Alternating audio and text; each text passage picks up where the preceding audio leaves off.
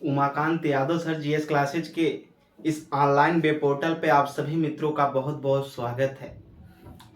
आज के सेशन में फिर हम 19वीं शताब्दी में जो धार्मिक राजनैतिक जो सुधार आंदोलन चलाए जा रहे थे उसी में फिर आज के क्रम में हम बात करेंगे कि 19वीं शताब्दी में जो किसान आंदोलन चलाया जा रहा था उस किसान आंदोलन में अवध जो था यानी उत्तर प्रदेश जो संयुक्त प्रांत पहले नाम से जाना जाता था जो आज का उत्तर प्रदेश है, वहाँ पर भी किसानों के द्वारा आंदोलन चलाए गए थे ब्रिटिश सरकार के जो जमींदार हुआ करते थे उनके विरुद्ध, यानी ब्रिटिश गवर्नमेंट के ही विरुद्ध अवध में भी किसान आंदोलन का गठन हुआ और उसके लिए किसानों ने लड़ाई लड़ी। उसका कारण क्या था, ठीक, वो क्या प्राप्त करना चाहते थे, इस विषय पर उसके नेता कौन थे, उस आंदोलन का जन्म कैसे हुआ, इन सारी चीजों के विषय पे आज हम डिस्कशन करेंगे।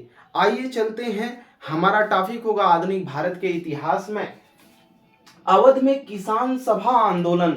अवध यानी संयुक्त प्रांत जो कभी उत्तर प्रदेश का पहले का प्राचीन नाम हुआ करता था, ठीक। अवध किसान सभा जो आंदोलन ये उत्तर प्रदेश संयुक्त प्रांत में हुई, यानी प्रतापगढ़, रायबरेली, सीतापुर, फैजाबाद वाला जो क्षेत्र था, ये मुख्यतः इसका केंद्र रहा है। अवध किसान आंदोलन का जो रहा है ये मुख्यतः केंद्र रहा है प्रतापगढ़, रायबरेली, सीतापुर और फैजाबाद। इसका जो कारण रहा है, ये अंग्रेजों की जो जमींदार हुआ करते थे, अंग्रेजों के द्वारा जो नियुक्त किए गए थे, वो किसानों के प्रति अपना उल्टा रवैया अपनाते थे, जिसमें से लगान में वृद्धि थी। लगान में वृद्धि का मतलब वो टैक्स ज्यादा वसूला करते थे जो जमींदार हुआ करते थे। दूसरी चीज, किसानों के भूमि का अधिग्रहण, ठीक, वो किसानों की भूमि का जो किसान सही समय से टैक्स नहीं दे पाता था, उनके भूमियों का वो क्या कर लेते थे, उसको अपने छीन लेते थे, फिर दूसरे को नीलाम करते थे। तो इसी चीज की बात की जा रही है कि किसानों की भूमि का जो अधिग्रहण की बात होती थी, वही चीज कि वो किसानों के प्रति कोई भी रवैया नहीं अपनाते थे, जो सही टाइम से टैक्स नहीं देता उसके भूमि को छीन करके दूसरे को जागीर प्रदान कर दी जाती थी। आगे की तरफ चलेंगे, जो ये किसान आंदोलन है बहुत से लड़ाइयों से उभरता हुआ, जब किसान भी इस लड़ाई में शामिल हुए तो बाद में होम रूल लीग, जो होम रूल लीग का गठन हुआ था, ठीक, अवध में होम रूल लीग था, ये अवध में अपने कार्यकर्ताओं के साथ आया और किसानों को क्या किया, संगठित किया, ठीक। होम रूल लीग पार्टी के नेता कौन कौन थे, यही मोतीलाल नेहरू, गौरी शंकर मिश्रा, इंदिरा नारायण द्विवेदी और पंडित मदन मोहन मालवीय। होम रूल का मतलब है स्वशासन, ठीक, स्वयं के अपने घर के अंदर का शासन, वो होम रूल लीग से मिलता है, ठीक। तो इन लोगों ने किसानों के संगठन को एक संगठन मतलब किसानों का एक संगठन बनाया और उसको लड़ने के लिए प्रेरित किया, जिसके संस्थापक यहाँ पर हैं। और उत्तर प्रदेश में इन्हीं लोगों के प्रयासों से 1918 में उत्तर प्रदेश में क्या किया गया, किसान सभा का गठन किया गया था। अब पूछा जाएगा उत्तर प्रदेश में किसान सभा का गठन पहली बार किनके प्रयासों से किया गया था, तो आपका उत्तर होगा कि अवध में होम रूल लीग के जो संस्थापक थे उन्हीं के प्रयासों से 1918 में उत्तर प्रदेश में किसान सभा का गठन किया गया था। आगे की तरफ चलेंगे, हम देखेंगे किसानों द्वारा 1919 में प्रतापगढ़ जिले की एक जागीर क्या होती है, ये अंग्रेजों के द्वारा, ठीक, जो उनके जमींदार हुआ करते थे, अंग्रेजों के द्वारा जो जमींदार नियुक्त किए जाते थे, जमींदार अंग्रेजों को टैक्स देते थे और जो जमींदार हुआ करते थे तो किसानों से टैक्स लेते थे।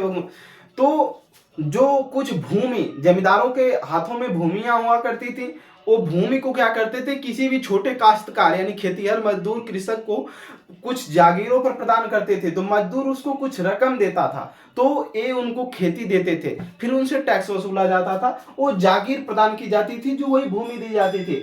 तो किसानों द्वारा 1919 में प्रतापगढ़ जिले के एक जागीर में नाई धोबी बंद, क्या कहा गया, नाई धोबी बंद सामाजिक बहिष्कार की संगठित कार्यवाही की गई। किसानों के द्वारा प्रतापगढ़ जिले में क्या किया गया, कहा गया कि नाई धोबी बंद, इसका मतलब है कि इसमें जो नाई समाज था, धोबी जो समाज था और भी समाज के लोग, किसानों जो इसमें किसान हुआ करते थे, उन्होंने मिलकर के इसका बहिष्कार किया ब्रिटिश गवर्नमेंट के खिलाफ। आगे फिजी देश से लौटे हुए बाबा रामचंद्र देव थे, बाबा रामचंद्र देव ने देखा कि किसान आंदोलन धीरे धीरे कमजोर पड़ने की स्थिति में था। इन्होंने भी किसानों को संगठित करने का कार्य किया, और जब इन्होंने किसानों को संगठित करने का कार्य किया तो इनके ऊपर ब्रिटिश गवर्नमेंट ने चोरी का आरोप लगा करके इनको जेल में डाल दिया। और जब जेल में डाल दिया तो बाबा रामचंद्र देव को छुड़ाने के लिए किसानों ने धरने पर बैठ गए, और इसके बाद यहीं से जब ये जेल से निकले तो थोड़ा प्रतिष्ठित नेता हो गए थे। इसके बाद 1920 में यहीं ये पंडित जवाहरलाल नेहरू से मिले,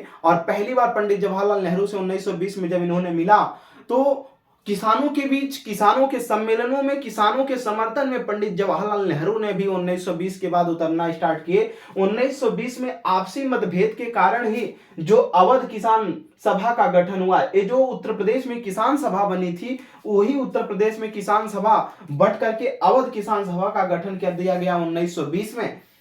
याद रखिएगा, उत्तर प्रदेश किसान सभा का गठन 1918 ईस्वी में हुआ था। यही चीज यहां लिखी गई, 1918 ईस्वी में उत्तर प्रदेश किसान सभा की गठन हुआ, और 1920 में अवध किसान सभा का क्या हुआ था, गठन हुआ था। इन दो चीजों को याद रखेंगे। इसके जो मुख्य केंद्र थे रायबरेली, फैजाबाद, सुल्तानपुर जो थे, इन क्षेत्रों में किसानों के द्वारा क्या की गई, जो जमींदार थे ब्रिटिश गवर्नमेंट के, जहां हर चीज गोदाम वगैरह होते हुआ करते थे, वहां पर लूटपाट हुई। और मार्च 1920 में ही तमाम जिलों में देशद्रोही बैठक अधिनियम लागू कर दिया गया, जिससे राजनीतिक गतिविधियां ठप हो गई। यानी जो किसान आंदोलन और भी राजनीतिक जो गतिविधियां सरकार के विरुद्ध हो रही थी, ब्रिटिश गवर्नमेंट के विरुद्ध, वो सारी चीजें ठप हो गई। यानी ये आंदोलन जो किसान सभा का था वहीं पर ठप हो गया। आगे की तरफ चलेंगे, देखेंगे खेड़ा सत्याग्रह। ये भी एक किसानों के तरीके से, जैसे किसान आंदोलन था वैसे ये भी था खेड़ा सत्याग्रह। ठीक, आइए, खेड़ा सत्याग्रह क्या था, किसानों के ही द्वारा ये भी आंदोलन चलाया गया था। ठीक, सत्याग्रह, इसमें महात्मा गांधी ने सत्याग्रह का मतलब होता है सत्य की आग्रह, यानी जो सही है उसकी मांग करना सत्याग्रह है। ठीक, खेड़ा इन गुजरात में पड़ता है। 1918 में खेड़ा सत्याग्रह या खेड़ा आंदोलन हुआ था। ठीक, इसके मुख्य कारण क्या थे, 1918 में अकाल पड़ने, इसका मुख्य कारण था। दूसरा, प्लेग फैलना, खेड़ा वाले क्षेत्रों में प्लेग की बीमारी फैल गई, महामारी। इस आंदोलन के जो संस्थापक माने जाते हैं, जिन्होंने इनको नेतृत्वकर्ता जो इसको नेतृत्व प्रदान किया अपना, वो मोहनलाल पांड्या को माना जाता है। ठीक, 22 मार्च 1928 को गांधी जी ने इस आंदोलन में अपना हाथ दिया। लिखा गया, गांधी जी ने इसमें अपने नेतृत्व में लेते हुए इसे सत्याग्रह का स्वरूप प्रदान किया। किसका, सत्याग्रह, सत्य का आग्रह। ठीक, इसका स्वरूप प्रदान किया।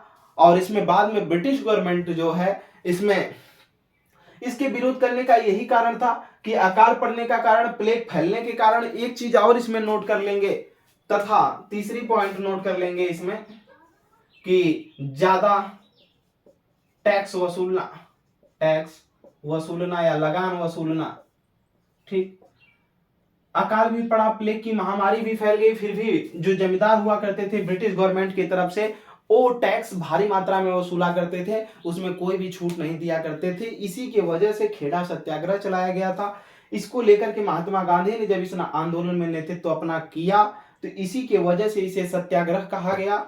और इसमें ब्रिटिश गवर्नमेंट झुकी और कही कि जो किसान समर्थ है टैक्स देने में, उन्हीं से टैक्स वसूला जाए, सभी लोगों से टैक्स नहीं वसूला जाएगा। इसके नेतृत्वकर्ता जो थे खेड़ा सत्याग्रह के, वो सरदार वल्लभ भाई पटेल, प्लस इनके साथ साथ विट्ठल भाई पटेल, इंदुलाल याज्ञिक, तथा गुजरात सभा वहां का एक संगठन था किसानों का, उसने भी इसमें भाग लिया था। आगे की तरफ हम चलेंगे, अब देखेंगे कि किसानों के अगले आंदोलन के बारे में।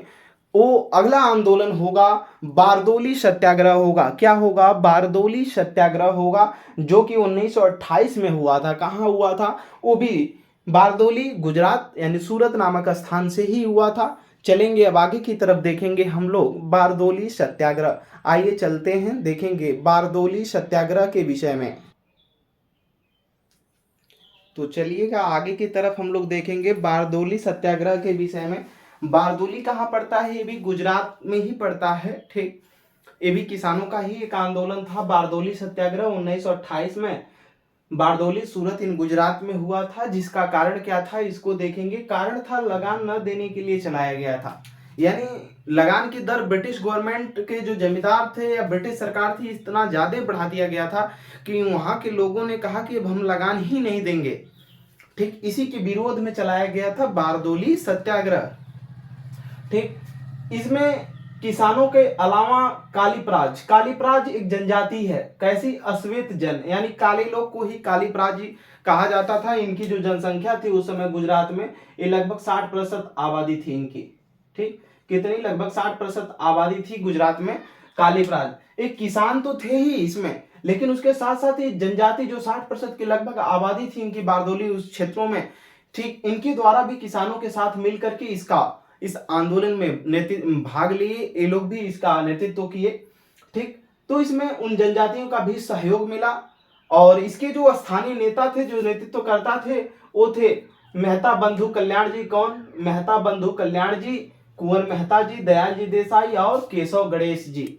हुआ क्या कि सर्वाधिक ये जो जनजाति थी 60% कालीपराज, ये लोग अंग्रेजों की नीतियों से बहुत ज्यादा परेशान हो चुके थे। ठीक, ये बंधुआ मजदूरी करते थे, जिसे हाली पद्धति का नाम दिया जाता था।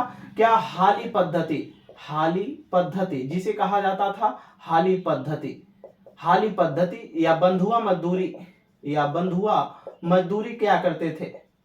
ठीक, बंधुआ मजदूरी के रूप में काम करते थे। इनका शोषण बहुत ज्यादा हुआ करता था। इन्हीं को शोषण से बचाने के लिए बाद में कुंवर जी मेहता और केशव गणेश जी मिलकर कालीपराज साहित्य के सृजन किया।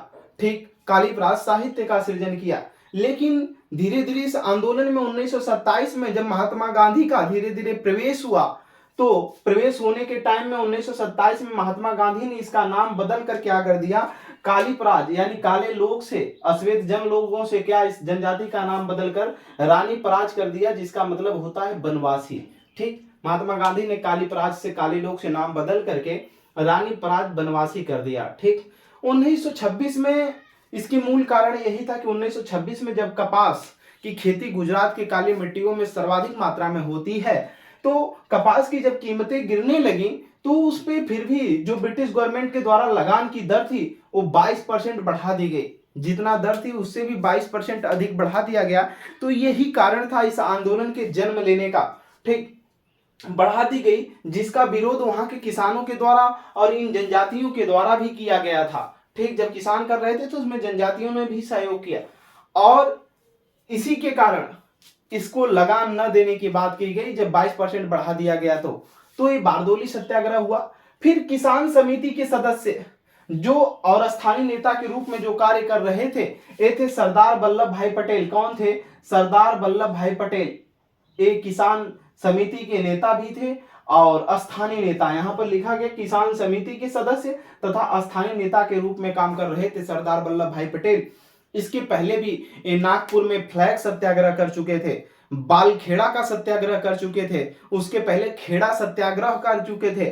उसमें इनकी नेतृत्व की भूमिका सरदार वल्लभ भाई पटेल की बहुत महत्वपूर्ण रही है। एक नेता के रूप में उभर रहे थे, इसीलिए इनको किसानों ने बारदोली आमंत्रण किया। क्या किया? बारदोली आमंत्रण किया इनको। बारदोली सत्याग्रह के लिए इनको भी बुलाया गया, क्योंकि इसके पहले हमने बताया कि नागपुर फ्लैग सत्याग्रह में सम्मिलित थे, इसके बाद बालखेड़ सत्याग्रह में, खेड़ा सत्याग्रह में ये भाग ले चुके थे। तो उस समय उभरते हुए प्रतिष्ठित नेता के रूप में थे, जो किसानों की बात उठाते थे, इसीलिए इनको बुलाया गया। और 4 फरवरी 1928 को सरदार वल्लभ भाई पटेल ने इस नेतृत्व को संभाला और संभाल करके वहां के ब्रिटिश गवर्नमेंट को मजबूर कर दिया, और उसने उस बात को ब्रिटिश गवर्नमेंट ने माना, और बाद में 22% की जो दर बढ़ाई गई थी उससे नीचे आकर के 6.03% दर रखी।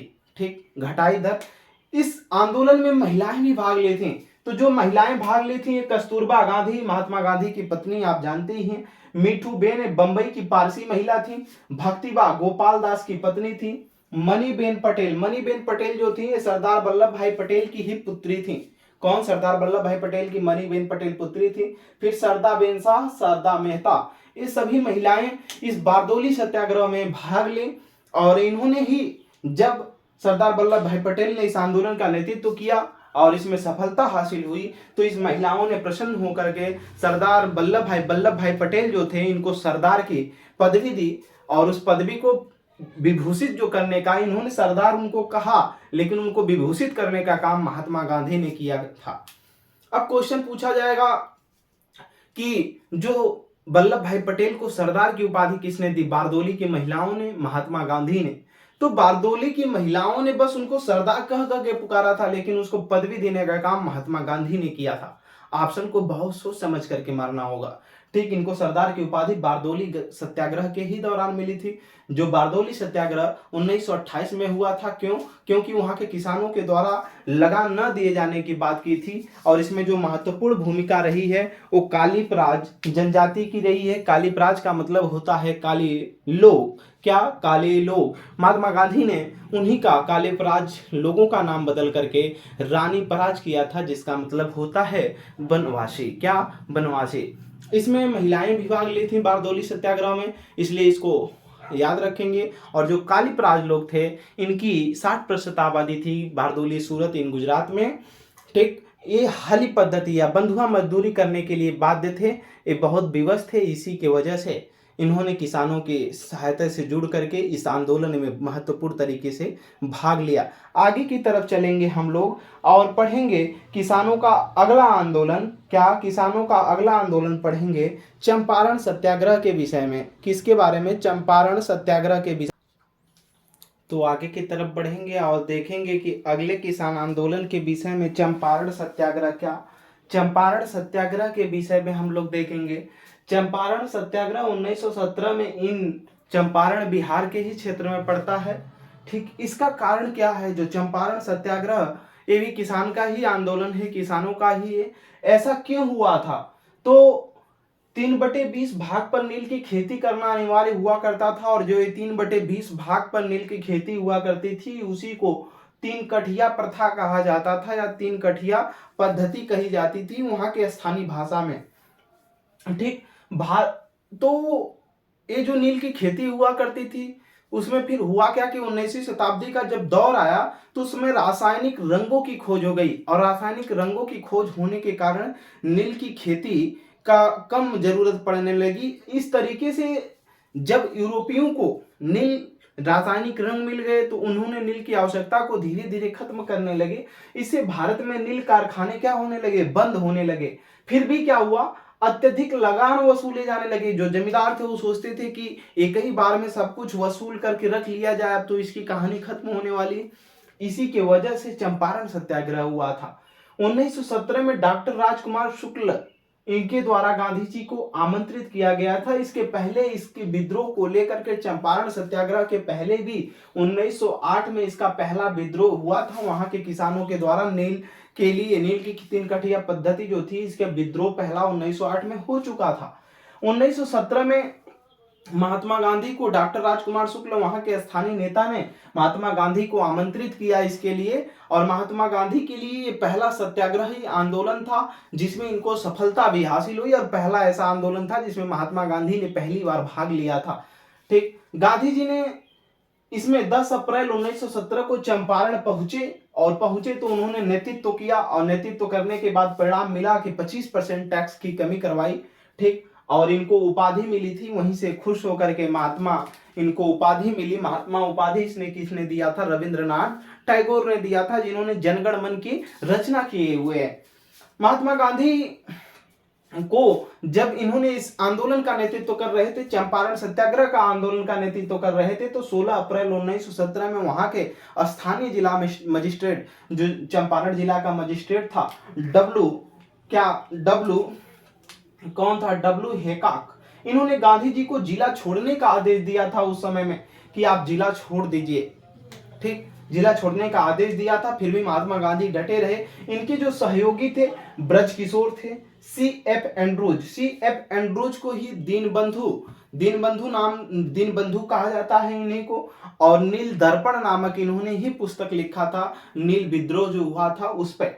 डॉक्टर अनुग्रह नारायण सिंह, ये भी स्थानीय नेता थे। नरहरि पारिक, राजकिशोर प्रसाद, H.S. पोलाक, ठीक, राजेंद्र प्रसाद जो भारत के अगले राष्ट्रपति बने, ये भी किसानों के आंदोलनों में सम्मिलित रहे। महादेव देसाई, JB कृपलानी, ये सारे लोग गांधी जी के सहयोगी थे इस आंदोलन में, चंपारण सत्याग्रह में, जिसमें सफलता मिली। ब्रिटिश सरकार द्वारा किसानों की समस्याओं को निराकरण हेतु जब ये बात उठी, आंदोलन चला, तो इसके निराकरण हेतु ब्रिटिश सरकार ने किसानों की समस्याओं को समझने हेतु चंपारण एग्रियन समिति का निर्माण की, एग्रेरियन समिति का गठित की, यानी एक आयोग बनाया चंपारण एग्रियन, मतलब एग्री का मतलब यहाँ सहमत होना, ठीक, कि चंपारण का जो मामला है इस पे आप सहमत है कि नहीं, उसके लिए एक आयोग की नियुक्ति गई जिसमें गांधी जी को सम्मिलित किया गया, क्योंकि यही मुख्य नेता के रूप में भूमिका निभा रहे थे। तो गांधी जी को जब सम्मिलित किया गया तो आयोग ने सुझाव दिया। इस सुझाव पर क्या हुआ कि चंपारण एग्रियन एक्ट 1917 बनाया गया, और इस अधिनियम के तहत क्या किया गया, जो 3 कठिया पद्धति हुआ करती थी जिसमें नील की खेती हुआ करती थी, इस 3 कठिया पद्धति को खत्म कर दिया गया। हमने बताया कि इन समस्याओं के निराकरण हेतु जो ब्रिटिश गवर्नमेंट थी, ब्रिटिश सरकार थी, किसानों की समस्याओं का निराकरण हेतु चंपारण एग्रियन कमेटी की स्थापना की, और एक कमेटी ने सिफारिश किया, महात्मा गांधी को उसमें सम्मिलित किया गया क्योंकि यही मुख्य नेता थे चंपारण सत्याग्रह के, ठीक। तो चंपारण एग्रियन एक्ट के तहत 1917 में इसको क्या किया गया, एक्ट बनाया गया। इस एक्ट के तहत 3 कठिया पद्धति जो 3/20 भाग पे खेती होती थी उसको खत्म कर दिया गया। 3/20 भाग का मतलब है, यहाँ पर जो लिखा गया है कि 20 भाग अगर खेती होगी तो उसमें से 3 भाग किसान रखते थे, बाकी अंग्रेजों का हुआ करता था, ठीक। 3/20 का यही मतलब है। तो इस आंदोलन में महात्मा उपाधि मिली थी महात्मा गांधी को, गांधी जी को पहली बार महात्मा की उपाधि मिली इसी चंपारण सत्याग्रह में। किसके द्वारा दी गई थी, रविंद्रनाथ टैगोर के द्वारा इनको महात्मा कहा गया। लेकिन इस आंदोलन में जो महात्मा गांधी ने प्रथम सत्याग्रह के रूप में आंदोलन को नेतृत्व किया और सफलता पाया, उनका पहला आंदोलन भी था। इस आंदोलन का विरोध एनजी रंगा ने इसका विरोध भी किया था, इस आंदोलन का, ठीक। उन्होंने इस आंदोलन का क्या किया था, विरोध किया था। कौन, एनजी रंगा ने, इसको याद रखेंगे। तो ये रहे कुछ प्रमुख किसान आंदोलन। फिर हम आपसे मिलते हैं अगली क्लासों में। अब किसानों के जो आंदोलन हुए हैं उनकी एक लिस्ट को देखा जाएगा कि कौन से आंदोलन कब और कहां किन क्षेत्रों में हुए, उसके नेतृत्वकर्ता कौन थे, कब हुआ था, ठीक। किसानों के अधिकतर जो समस्याएं रही हैं यही आर्थिक रूप से रही हैं, ठीक। उनका टैक्स अधिक लगना, उनको उनका शोषण होना, यही अपनी आवाज को उठाने के लिए किसानों ने जगह जगह पर आंदोलन किए, ठीक। तो जो इतने महत्वपूर्ण किसान आंदोलन थे उनको हम आपके सामने रखे, आपने भी देखा, समझा भी, उसका कारण भी समझा, ठीक। फिर उसमें कार्यवाहियां क्या क्यों हुई, कौन कौन सहयोग किए, कब क्या गठित किया गया, ये सारी चीजों को देखे आप। तो अब अगली क्लासों में हम आपसे फिर मिलेंगे, तो किसान आंदोलन की लिस्ट के साथ मिलेंगे। आज के लिए इतना ही। क्लास पसंद आई हो तो लाइक करें, ज्यादा से ज्यादा अपने और दूसरे लोगों तक शेयर करें, ठीक। आपका सहयोग ही हमें आगे ले जा सकता है। Umakant Yadav sir GS classes में जुड़ने के लिए आप सभी मित्रों का बहुत बहुत धन्यवाद।